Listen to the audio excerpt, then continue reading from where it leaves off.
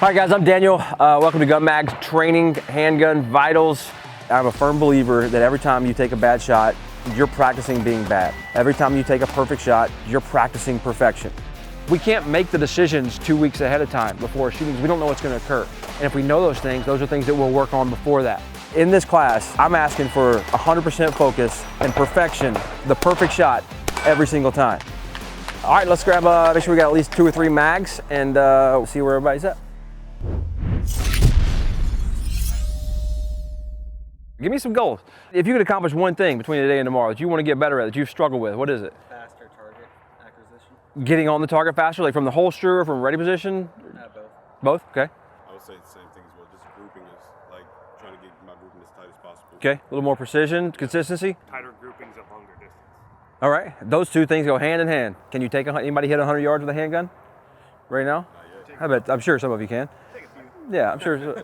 So if you don't know your I want you to understand your capabilities. We're gonna talk about a lot of things. We're gonna hopefully learn a lot of things and hope you can learn a few tricks to get better.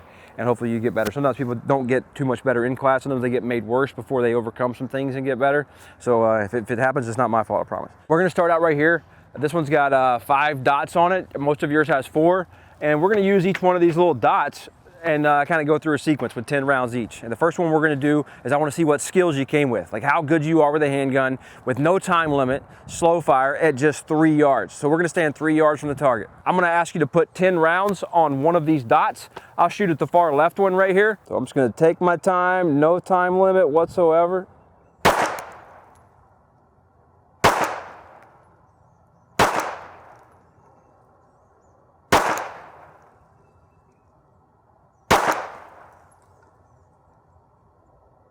My dot is off to the left. We have to fix that. Not a good group. If you got a dot on this thing, it's kind of the same thing with a rifle. Your height of your bore, your optic sits higher than there. You're gonna see that. Even with your iron sights, you know, for some reason, I don't know, even when you see those, if you got them aligned perfectly with suppressor type heights, your hit sight or suppressor height sights, you're gonna see that you're gonna be hitting significantly low. What I care about here is a good group. Right, good group, not shifting your aiming point, kind of like I was just hit. All right, any questions on that? Jump right here online, kind of online with me. Pick a target, pick a spot on the target.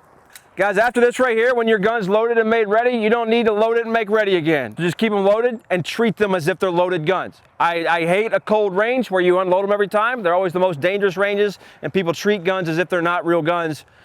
These guns should not come out of the holster again unless we're on the line right now. All right, guys, 10 rounds, no time limit. Pick any one of those dots up at the top.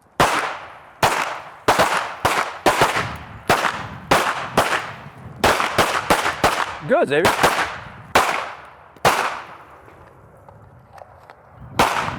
Not bad, not bad, not bad, not bad, not bad, not bad. All right, this isn't bad at all. Come on down here, guys. All right, we're aiming here. We're hitting a little bit low. You got a red dot on that thing? Nope. All right, he's moving the gun. We'll talk about that here in a second. That's why it's hitting low. I bet a lot of money on it, especially Jeremy's money. Who's that right there? Xavier? Yep. Xavier? This is a good little group. Got one down here, low right. You got an optic on your gun? No? It's 5 rounds. You may have a little bit of movement too. We'll see. It could be a sight. It could be a lot of things. We'll have to watch you shoot directly to really make a decision there. This is definitely some gun movement here. You're moving the gun when you fire. You got a few good ones right here, and then that gun is definitely moving a little bit, and we'll figure that one out. Russell, is that you? Yes. We got a little group. Not bad. Ryan? All right. I'm a little disappointed in Ryan. Yeah, I am too. It's all right. I was a little disappointed in myself too, though. Jeremy, a little up and down, trying to find an aim point. First time shooting that gun there too. All right, you still suck. No excuses. I'm just kidding. You don't suck. Everybody has the same problem, right? Everybody, if we went over there to the Gen Pop ranges where they're all shooting, we could go look at those targets and we would see a freaking shotgun pattern. If they're aiming at the center, we'd see a shotgun pattern low down here. How many of you guys missed high? The percentage of shots that you see out here that missed high.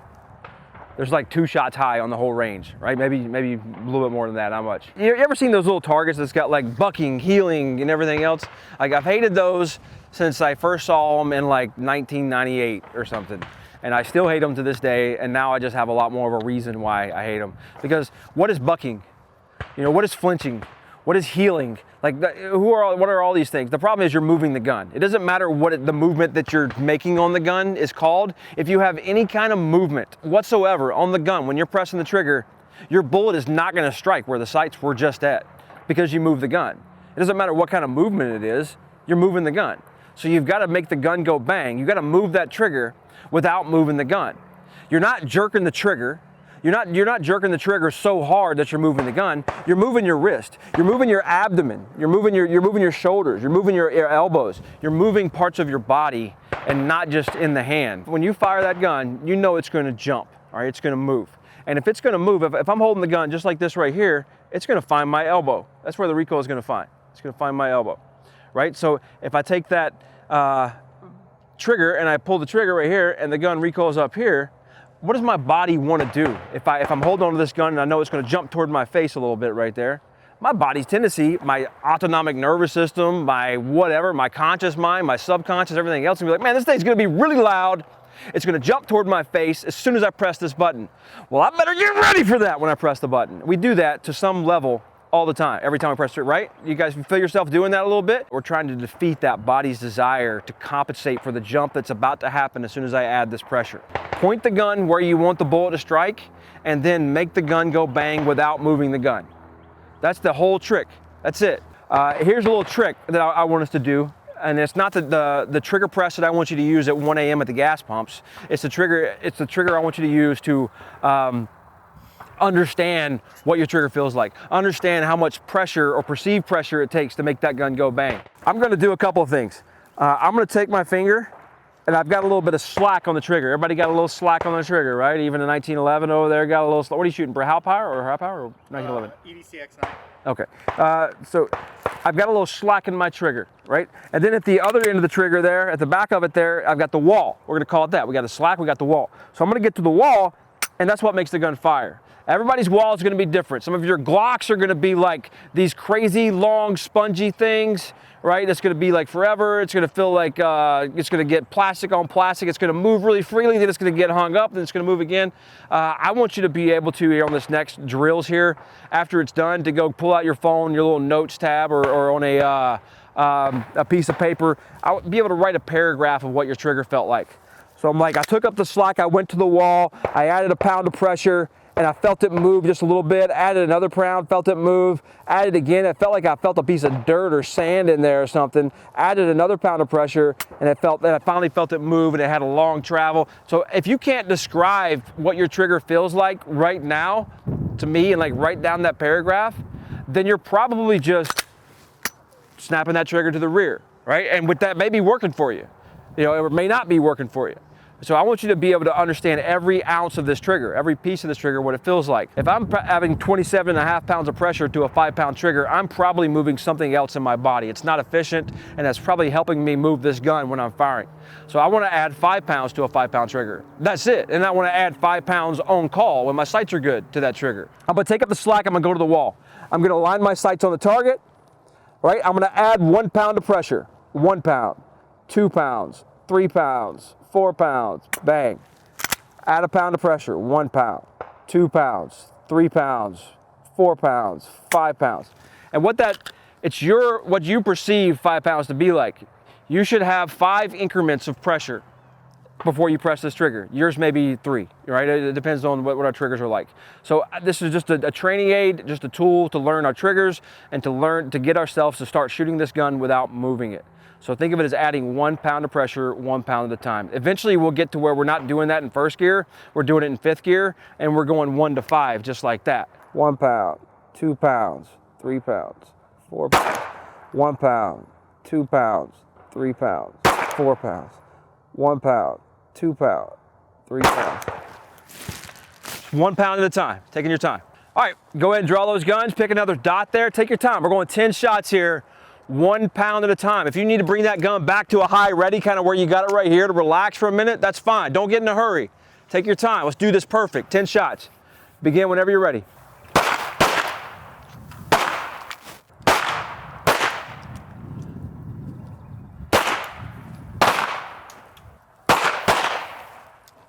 That's good, Russell. A lot better, Ryan. And Jeremy. That's all right. Nobody saw it. over the internet. The recoil. All right, good. Let's see what we got. Let's see what we got. All right, a little up and down here. All right, so we had a good group. It was all low here the first time. Now we're kind of, I think you probably did, let me guess here. Was there a percentage of shots that you felt like you didn't move the gun? And then was there a percentage of shots that you felt like you definitely moved the gun a little bit? Yes, and a couple of flinches. You felt a couple of those? Yeah, and so I think you were paying attention to it here. And this isn't a worse group. You just had half of it was much better, you know, and it was a little bit lower because you had a little bit less of that movement before the guns on some of them. But then, you know, even though I just talked about that for like 15 minutes, you know, we all saw Xavier just like go ahead and like, you know what? Oh wait, I'm not gonna shoot. Let's do that again, right? So it's still, even though I'm telling you to think about, this is the hardest thing to overcome in shooting handguns well. Good, good, good, good. Is this the one just now? Yeah. Okay, that's better, yeah. Cool, good, Russell. Cool, good. All right, that looks good. And one of the things that's gonna really help us out a lot, that I talk about these kind of in a sequence. The trigger's first, it's most important. We have to know how to press the trigger. I don't want you to take another trigger press for the rest of your life without thinking about, okay, I need to make sure the gun stays still. I'm not moving the gun.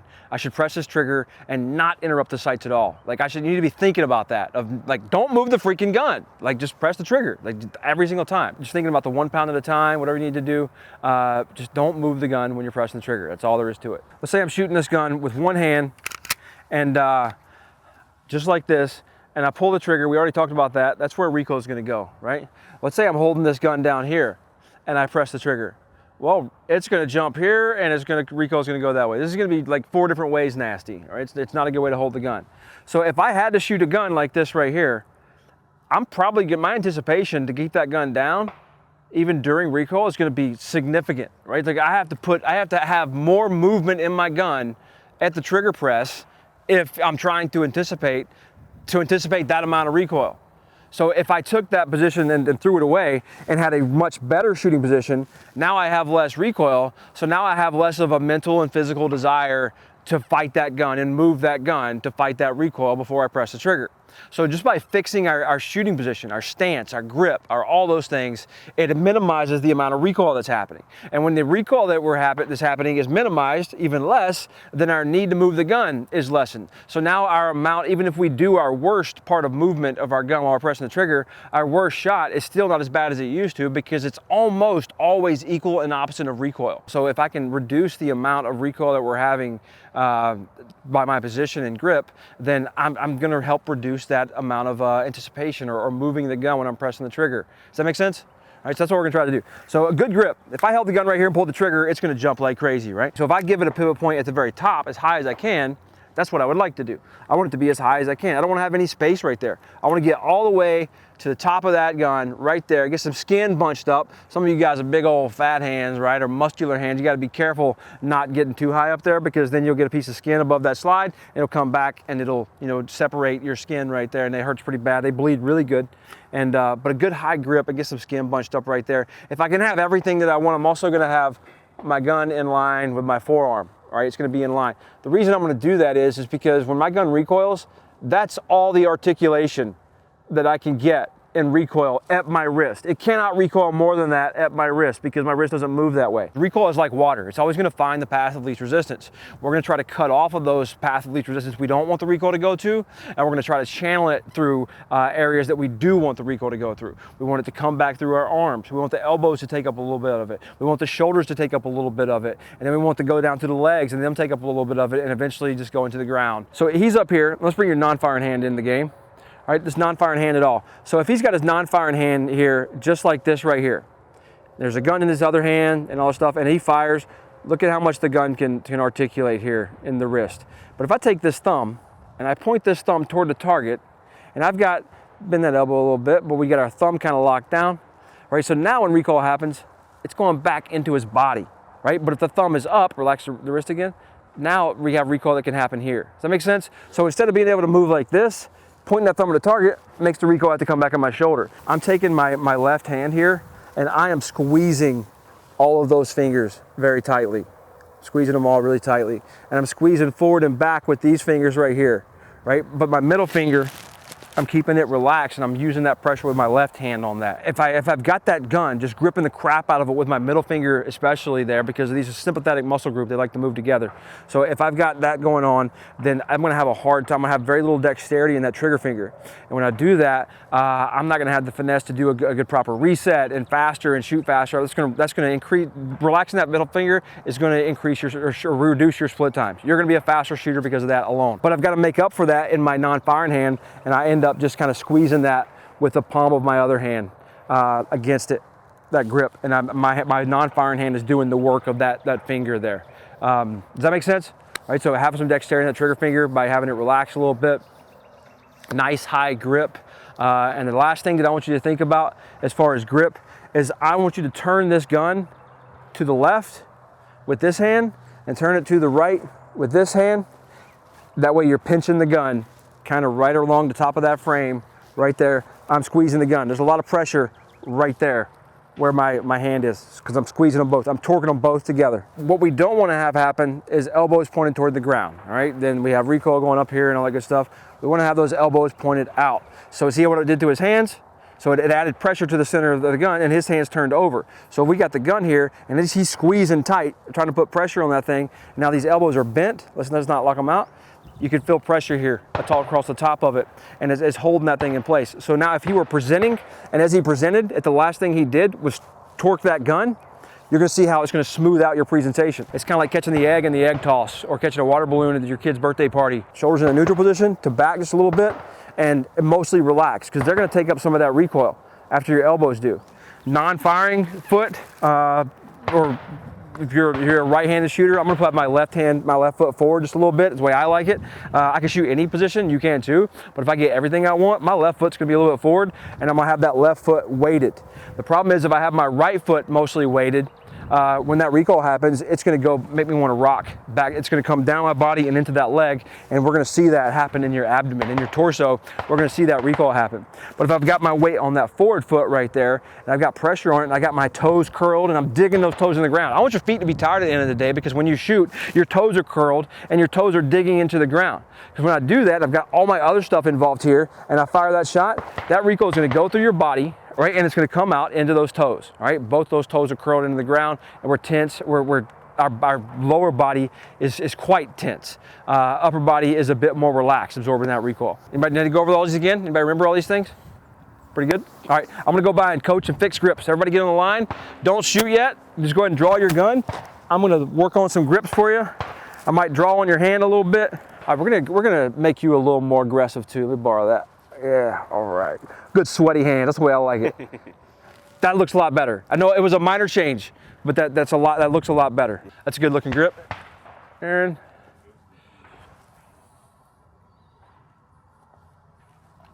That's good too. You can get a little more aggressive with it, but I have to look at your recoil. I know you usually got it pretty good under control with that non-firing hand. Jeremy, see what you got. That looks pretty good. All right, let's go 10 shots. All right, best 10 shots that you can do. But I want you to pay attention to the recoil here, and I want you to tweak a few things if you try some stuff, and I'm gonna talk through a lot of the things I just talked about and hopefully remind you why you're doing this, all right? Elbows are out a little bit, left foot's weighted, toes curled. I'm looking straight through those sights. I'm adding 1 pound of pressure to that trigger at a time. My elbows are bent, slightly pointed out. I'm torquing that gun. I'm pinching the top of that gun with the top of my hands.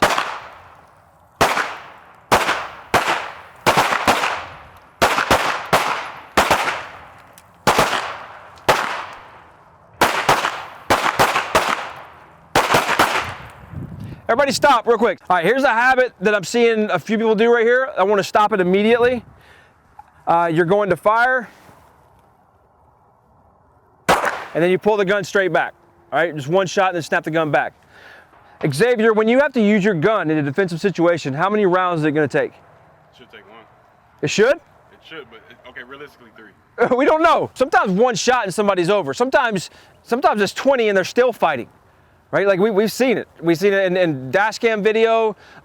Some folks out here are probably deployed and seen it. I don't get that information until I'm in that fight and I've delivered enough rounds, and then I'm assessing, okay, I don't need to shoot anymore. So I don't know how many rounds it's gonna take. I don't know if it's gonna take 1 or 17. So let's say I fire my shot here, bang. Okay, does he need more bullets? No, he doesn't. Then I can come back to my ready position, all right? I want you to ask yourself that question. Get in the habit of, do I need to shoot him again? And when I did that, my finger is back on the trigger at the wall, ready to go. I just didn't take the shot, and then I brought the gun back off. So that's your follow through for every shot. We should go bang, off the trigger, back to the wall, it's the trigger. Does he need more bullets? No, he doesn't. Finger off the trigger, back to a ready position.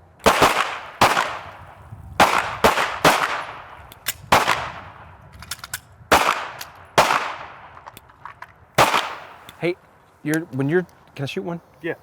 When you're hitting that guy, your recoil is going high like that and you're slowly bringing it back down. Let's aggressive it up a little bit and get that recoil back on it. Even though you don't take the shot right there, get the practice of fighting for realignment, getting those sights back down there on the gun, rather than like slow fire, taking our time, because you're missing the opportunity to rep the fighting for realignment, to get that sight back on there. You're not trying to go faster, you're not pulling the trigger faster, you're trying to get the sights in a position where you can pull the trigger faster. Getting yourself ready for the next Yeah, one. exactly. All right, let's talk real quick. These are looking good. I mean, a lot of us are tightening up or getting a little bit wider, but what I want to understand here is, like, while we're here, we're gonna have a little talk real quick. We'll do this after each sequence, and this, I don't consider our shooting guns good thing over. It's far from over, but we're getting ready to go stuff some magazines, and we're gonna have this little debrief. So I'm gonna ask, like Pierce, I'm gonna say, you're gonna talk about something. Xavier, you're gonna talk about something. Aaron, everybody's gonna talk about something that you've discovered so far, something that you're struggling with, something that you learned that solved all your problems for you. Whatever it is, you got a piece of gear that keeps failing. Everybody's gonna talk about something that they're picking up here, something they're struggling with or something, for just a minute or so, whatever you got to say.